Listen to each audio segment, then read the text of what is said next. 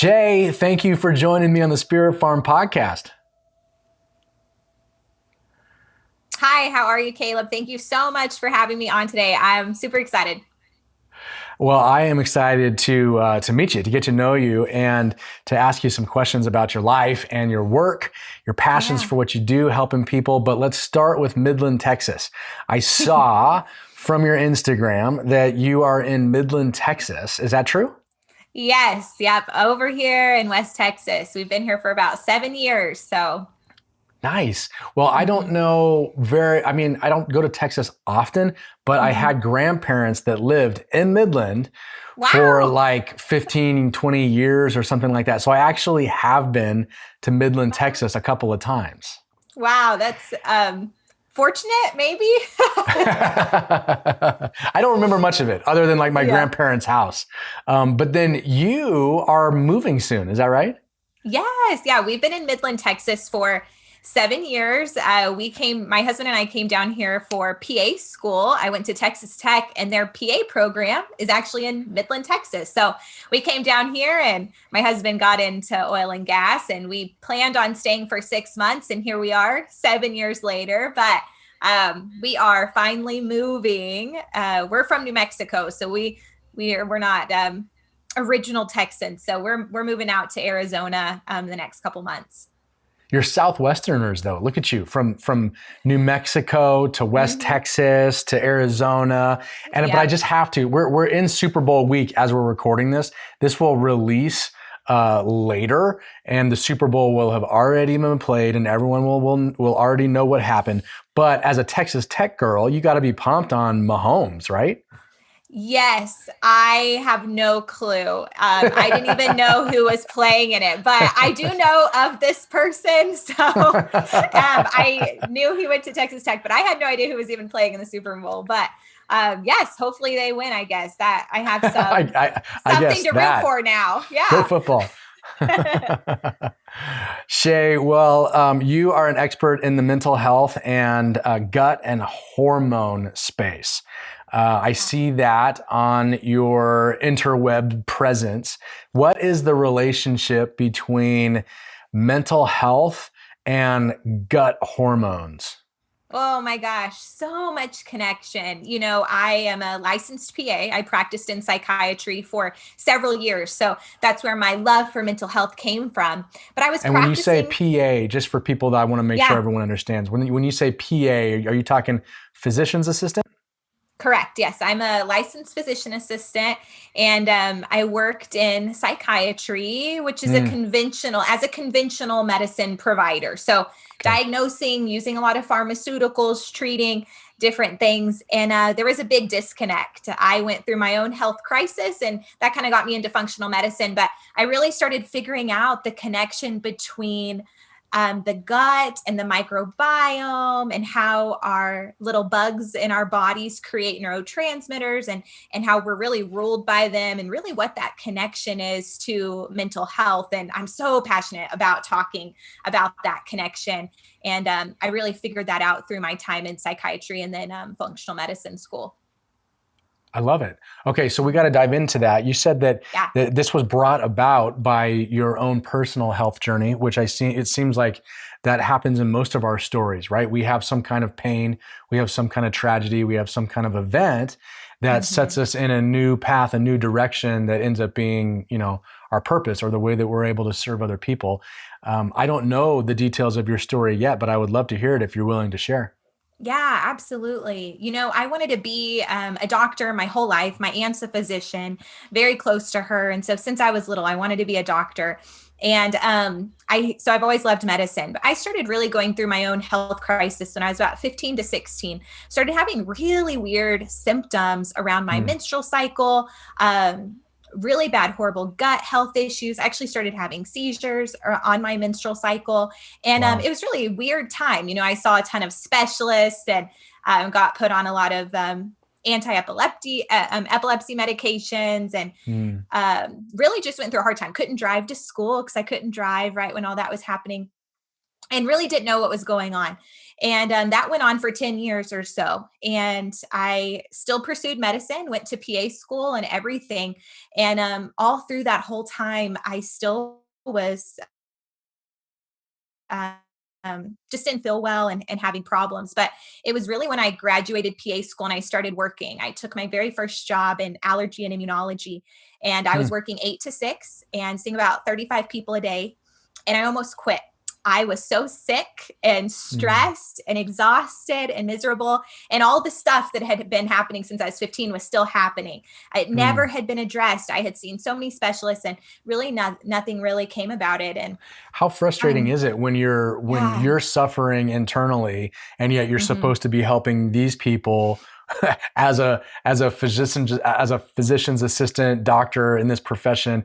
I'm supposed to Yeah. be helping you, and yet I'm Mhm. miserable and I feel like crap. Yeah. What was that like when you were kind of in those kind of stressed out, sick, dark times? Gosh, I remember looking back, and that's the exact question I asked myself is how can I help other people? How can I give energy to them when I just feel miserable every day? I remember crying in my car, literally thinking, Hmm. what am I going to do? I just went through all this PA school and this was my career. I wanted it so bad, but I'm just sick. And Hmm. so, anyways, I met a functional medicine pharmacist in Midland, Texas, believe it or not. She's a Hmm. wonderful friend and mentor of mine now. And she changed my life, truly, truly. I finally saw her. She asked me questions after seeing tons of specialists that no one asked me, like, what do you eat? Which is mind boggling that not a single person had asked me Huh. about my eating habits or, was I doing anything that was good for my brain instead of living on Dr. Peppers and honey buns since I was 14 and having Right. gut issues and stress, and being a very type A type personality. And she helped me and I've been doing amazing since then. I mean, it was truly life changing and it was all natural, functional medicine. And that's really when I first was introduced to what does functional medicine look like? What does it It look like? When you say functional medicine, what are you referring to? Yeah, so I love this comparison. So when you think of conventional medicine, we think of you taking insurance, you going to see someone, they giving you, you complain of a symptom of some sort, and we give you a prescription typically for that symptom. Or you have to have an emergency situation where you have to have surgery or some sort of life-saving type situation. Conventional medicine and modern medicine is life-saving, truly, and I'm never against it. I've practiced in conventional medicine for years, but it's most of the time 90% of the time, we don't need pharmaceutical intervention. We don't need surgery. We just need to figure out the root cause of the issue. We need to make Yeah. lifestyle changes. We need to alter Hmm. our diet. We need to know the power of our mindset and what are we doing day to day that actually promotes wellness versus what do Yeah. we do every day that promotes illness? And functional Yeah. medicine is truly about root cause. Where is this? If I have anxiety, where is it coming from? I'm not just going Yeah. to put a band-aid on it with pharmaceutical, right? Really figuring out the root cause of it.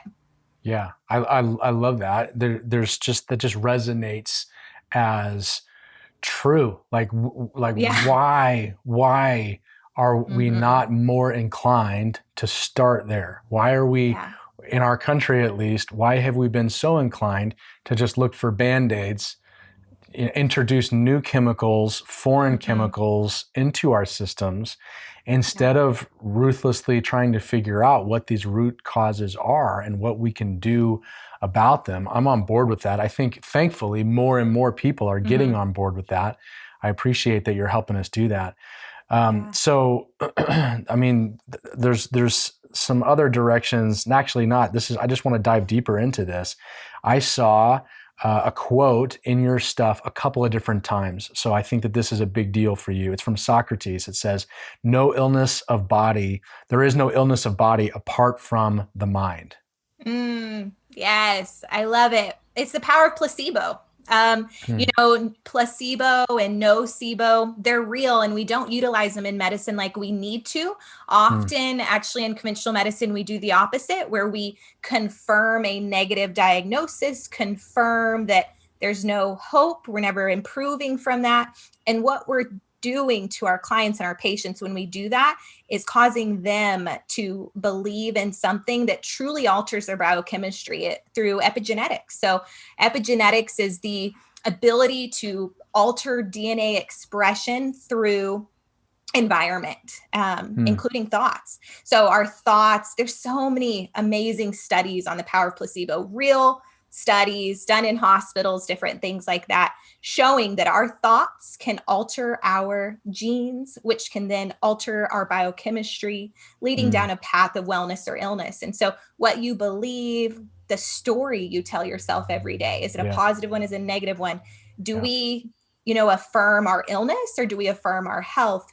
And really, that's a big part of what I work with my clients all the time. I actually did that twice today with clients of, let's do health affirmations. Let's talk about how we can heal, and our body's so strong and resilient. And this isn't just the end of the world forever. Let's really start changing our perspective and being very, very cognizant of the words that we speak out loud and the stories we tell ourselves every day, because it truly impacts us physically.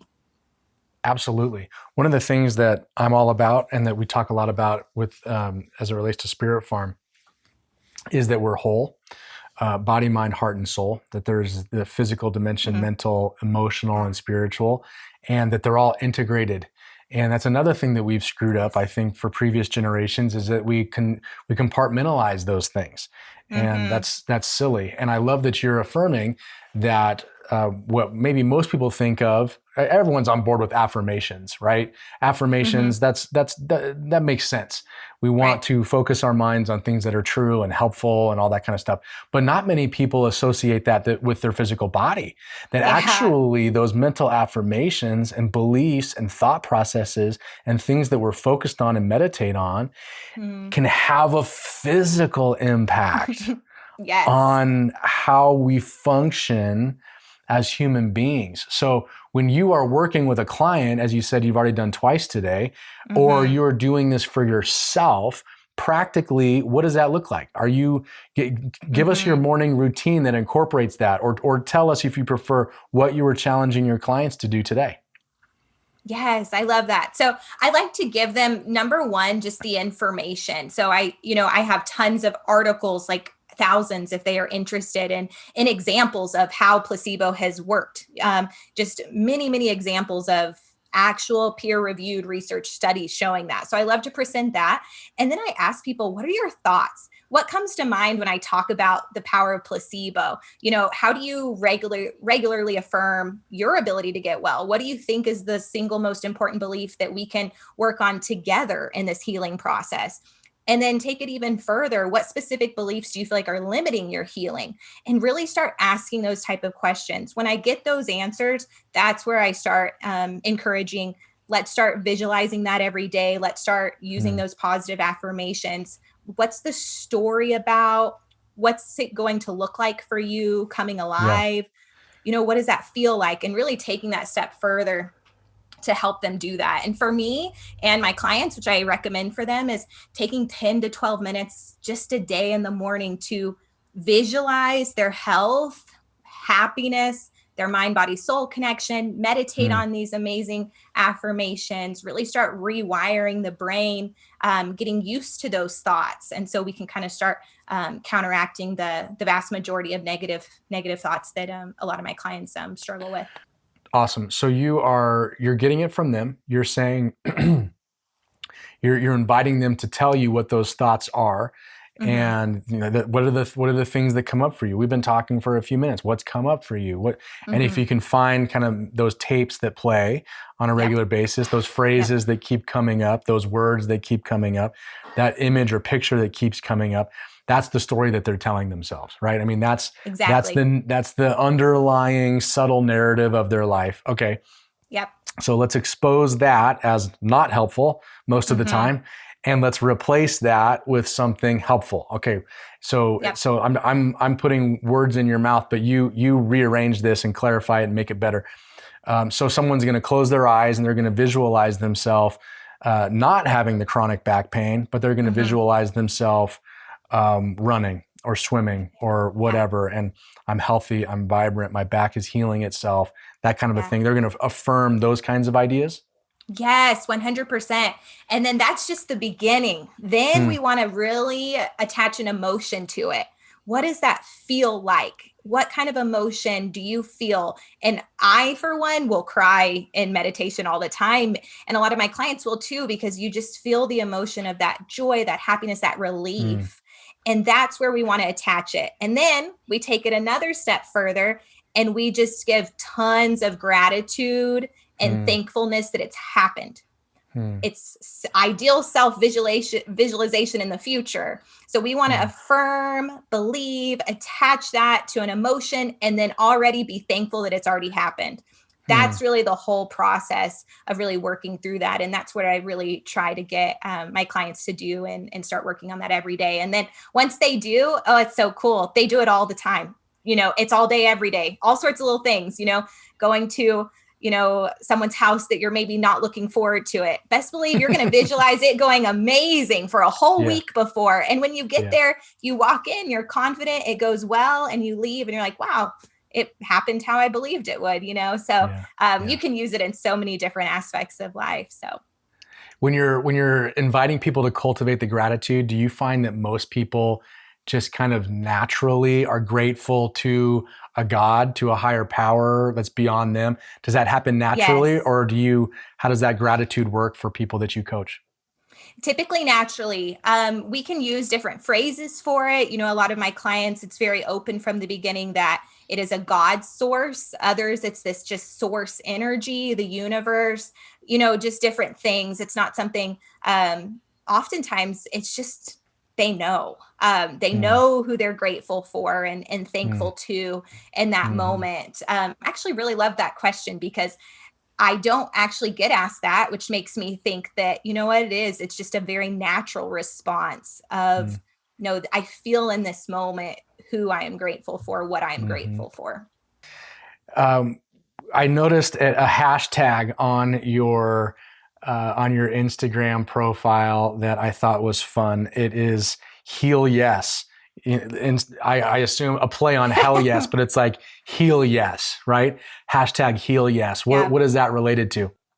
That's just so me. It's something I have said multiple times, and I realized that that's just me. And I use it so often because, anytime I ask someone, you're like, are you ready to get better? Like, get passionate. Like, let's make, like, this is a change. Like, for the first time ever, like, I want you to feel listened to and heard. I am your advocate, your partner in this. This is so different than the conventional medicine model. I'm not here to dictate what we do. I'm here to work with you together and guide you, but you're going to heal you. It's all about you and your healing process. That's why I start my whole programs with the power of placebo, because I know their mindset is what's going to make them successful this 6 months. It's not what I'm telling them. It's not what I'm saying to them. It's their ability to heal and affirm in their mindset. And so it just makes you want to say heal yes. It's just like, I just love that phrase. It's just it's just what comes out. So, yeah. And then it looks like you have a campaign or an emphasis or something called Detox Life. Is that true? Or you're just kind of like a life detox. What does that involve? Yes. So I really love to make health simple. And the optimal health model that I use with my clients and myself every day is to maximize the good. It's not about perfection, first and foremost. Then we're just stressed and it's not sustainable.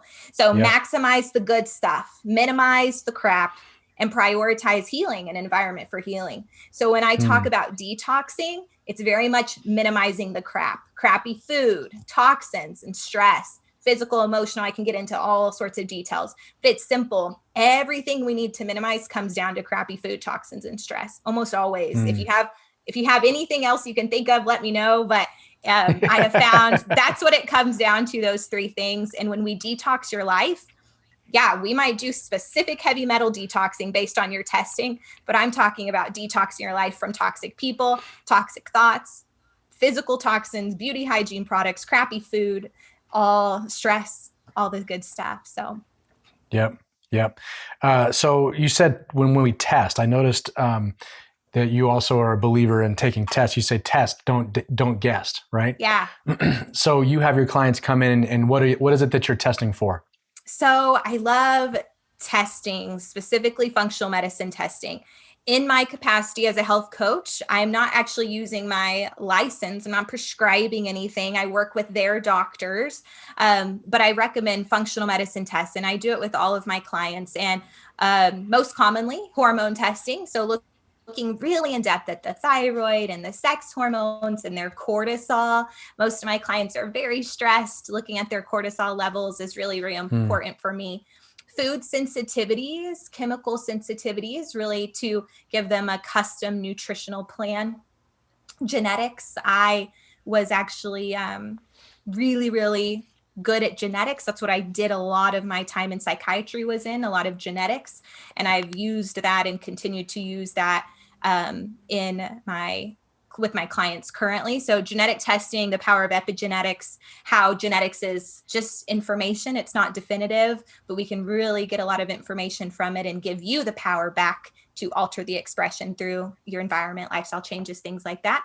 And then nutrient testing, whether it's heavy metals, all the vitamins, all the antioxidants, all the minerals. There's so many different things to really find the root cause of anxiety or headaches or gut health issues or depression, whatever the case may be. Really trying to find those root causes through that testing. Yeah. Something else that I saw come up was magnesium. You're a fan of magnesium as a replacement for other kind of sleep aids and other maybe less helpful chemicals that we're putting into our bodies. How do you encourage people to use magnesium? Gosh, I love magnesium. If I was going to be on a deserted island, that's what I would take. I'm pretty sure. That would be my number one, Your number one go-to. Yeah. Give me the mag. Yeah, exactly. 2/3 of Americans are deficient in magnesium. So it's something that is, and that's deficient. More than that is insufficient, right? They just are lacking. But actually true deficiencies on blood work, 2/3 of Americans. So obviously every single one of my clients I've ever seen has been magnesium deficient. And magnesium deficiency can cause anxiety, sleep issues, constipation, which can lead to estrogen dominance and low progesterone and so many different dynamics. There's so many prescriptions, acid reflux meds and so many different things that decrease magnesium too. Topsoil erosion is why most people are, magnesium deficient, FYI, right? But we see that. And so a powerful, powerful tool is using magnesium for relaxation. Constipation's a big one, sleep. It's just a really, really great mineral. There's so many different kinds. You go to the store, there's 50 different types of magnesium. So you really need to know which ones are bioavailable, best absorbed. There's different types for different things. So I use a variety. Let's talk more about the anxiety component.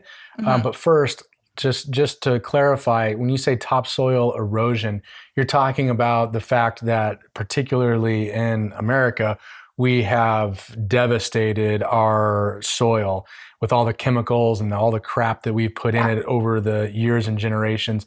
And so it's just not as nutrient rich as it was back in the day. I mean, as far back as you want to go, but it's just been this kind of continual process of us taking the ground for granted and poisoning our ground and thus poisoning ourselves. So that's one of the big problems with why we're so malnourished, right? That's 100%. Yep, 100%. I use a daily supplement called Athletic Greens, and it's made in New Zealand, which I just choose to believe has better soil than here. I'm sure. And so I'm sure it does. But I like it, and it kind of gives me some of that supplemental stuff that I'm getting after. But you talked about anxiety and magnesium playing a role in that. I think particularly in this COVID era, there is, and the political era and everything else that we dealt with in 2020, Anxiety is as high as it's ever been. Mhm. So how are you coaching people? Just give us a couple of practical things that you're doing for your people that are battling anxiety, magnesium and whatever else. Yeah, magnesium's a great tool, and of course it's better than Xanax, and it actually can treat a root cause, but sometimes, it's not. It can still be a band-aid as well if we're not figuring out what's the emotional trauma. Is there imbalances in the gut? Is there, food and digestion sensitivity issues? Is it just the environment? Is it just the stories we're hearing, which then gets into our unconscious and replays all day as well? What type of dynamics are at play? And so there's so many different things to do with anxiety, but I love just getting back to the basics, which is eating whole foods, drink a lot of water, get outside, grounding, earthing, meditation, and sleep. Probably one of the most powerful tools for not just anxiety, but everything else that you can think of and name. But grounding and earthing, Epsom salt baths, which is just soaking in a big tub of magnesium, is really, really great for anxiety. Breath work, breathing. I think I noticed so many of my clients, me, myself, we're driving or we're on the phone and we're like this, our jaws tensed up, our breath is shallow. Like, whoa, we just live like this. We just live in this sympathetic state of go, go, go, and do, do, do. Anxiety. So Shae, yeah, I'm sorry to interrupt you, but when you catch yourself yeah, hands on the wheel and you're like this and your jaw's clenched and it just creeped up on you, and all of a sudden you realize in that moment, hey, I'm anxious, I'm stressed, I'm not well, I'm not where I want to be. What do you do right then with your breath that can make an immediate impact? Well, just like, will you be willing to just show us, like, what does it look like? Yeah, exactly. So my go-to is alternate nasal breathing. So in, hold, 1, 2, 3, 4. One nostril. Yep. And then out, and then switch 10 times. Switch. Yep. Over and over and over. And it's really about deep breathing. That's going to trigger a parasympathetic response, a rest and digest state. So it quickly gets you out of the sympathetic fight or flight. Do you go in? Do you inhale through one nostril and exhale through the other, or in and ex through both? Correct. In and out through both. In. Okay. Hold, and then out. Hold, and then switch. The same. Yes. And then switch to the other nostril. In, hold. You said about 3 seconds, like a 3 beat. Yeah. And then exhale. Hold. And you'll do that about 10 times per nostril. Yes. Mm-hmm. And then it's kind of like a instant system reset. Yeah, it really just stimulates the nervous system and the parasympathetic response. And so that makes a what does that mean, world of a difference. Parasympathetic response? So parasympathetic is rest and digest state. That's where we need to be hanging out vast majority of the time. Well, modern lifestyle, we're hanging out sympathetic, which is fight or flight. That just is go, go, go. If you go back to caveman time, that was when we were fighting for our life. We were prey. We were running from a predator. All of our organs constrict, our eyes even constrict, our digestion stops, our blood sugar goes up, our blood pressure goes up because we are fighting for our life. We get all this adrenaline. It's life-saving, truly. But we do that 90% of the time, if not more, when we need to not be doing that. You need to get into sympathetic state when you're about to, step off a curb and a car comes around the corner and you jump back. That's life-saving, amazing. Right. And then you need to get back into your rest and digest, which is where your digestion's open. You can heal and repair and breathe and all of those amazing things. That's where we need to strive to hang out, is in that parasympathetic state. Getting back there. And one of the quick ways to get back there, deep breathing. The single nostril deep breathing. Absolutely. I love it. Shae, 5 years from now, where are you? What's the dream that you're moving toward, and what does that look like in 5 years, besides being in Scottsdale, Arizona, 5 minutes away from us? Yes, that's a big one. That's been a dream for a long time, and we're going to be there soon. So my husband and I are both kind of serial entrepreneurs. And so I obviously would love to grow my practice, even bigger, online courses. I hope to get back to speaking events, different things like that. We're going to open a few more gyms. We have a gym out here in Midland, and we love it. We love running gyms. We hope to open a couple more over there too. And really look forward to that. Hiking with our dog and snowboarding up at Flagstaff and whatever else we can do. So. I love it. Well, we'll show you the trails, Shae. Yes. Hillary, my wife Hillary and I, we're out on one of these mountains, one of us almost every day. And there's just so many trails, so many spots. We love it out there. We came from Huntington Beach, and it's the only thing, like having that much nature so close by is why I almost don't even miss the ocean. Yes. Almost. Almost. Hey, but you're pretty close. Pretty close. Yeah, we're close enough. We're close enough. So we'll look forward to meeting you in person and showing you all the stuff. Yes, I can't wait. Love that. Love your vision. Love what you do, and that you're able to serve people. And what does a coaching relationship look like with you right now? I exclusively do one-on-one with my clients. I know from my own health crisis and seeing hundreds and hundreds of patients as a PA that the 15-minute visit every 3 months is just not helpful for the vast majority of people. And so my program is 6 months, one-on-one concierge. I talk to my clients all the time, and it can be serious stuff like I'm having a panic attack, I need help, or it can be fun stuff like, hey, I need a good recipe tonight, or I'm at the mall and I need a good non-toxic shampoo. What do I use? We're chatting all the time. And so that's really, really awesome. And I see my clients weekly. Every single week we meet on Zoom and we go through what they're going through, their testing, alterations. I go through sessions like Power of Placebo, the importance of the microbiome, lots of education, inspiration, and empowerment, and really get them to start healing their body and sustain it long term. That's the biggest key. Is how do we sustain this long term? How do I teach my children? Coming up with a common verbiage and language for the whole family unit to sustain wellness long term. Ooh, I like it. I just had an idea. We need to talk offline, Shae, about a course around wholeness health for the whole family. Love it. And that would be fun. I would love, let's talk about maybe the possibility of doing that together, because there could be something there. Well, you're awesome. It's been so great to get to know you. Thank you for sharing this wisdom and your gifts with our community. I look forward to meeting you in person. Thank you, Caleb. Yes, this was great. And look forward to seeing you guys too.